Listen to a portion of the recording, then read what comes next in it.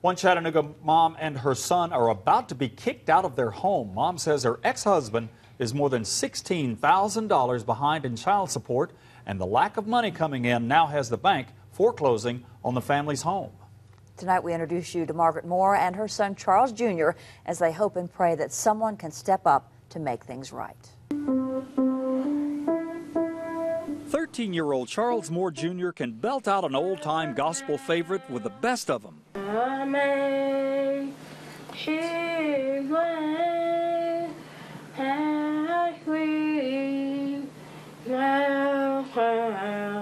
Charles has been blind since birth, and one of the biggest joys in his life is to let his voice be heard. But right now, he and his mom need someone to hear their story. We listen.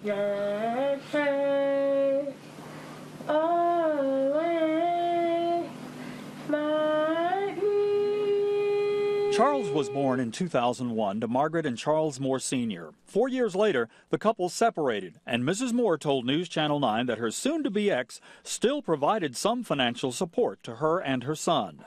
In 2009, the couple divorced, and Charles Moore Sr. was ordered to pay $826 a month in child support. For some reason, what was ordered was not what he paid. He paid part of it. Moore's payments were to be made to the Tennessee Child Support Office in Nashville.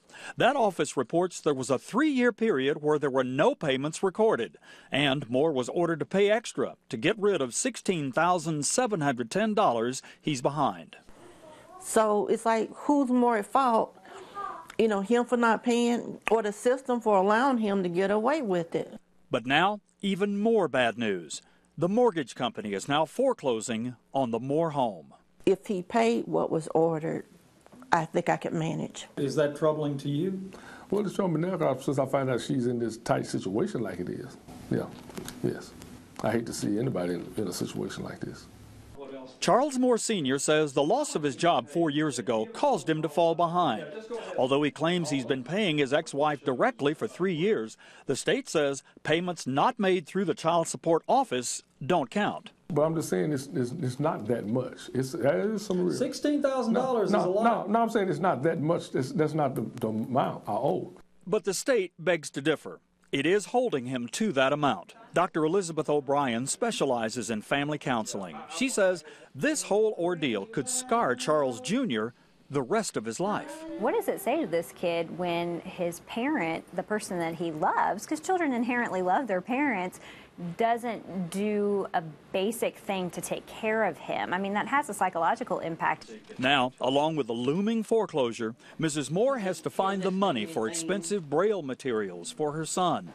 She also has to pay his medical bills for orthotics and braces because he has one leg that's shorter than the other. This mom, with her back against the wall, makes another plea to her ex. Just do what's right by his son.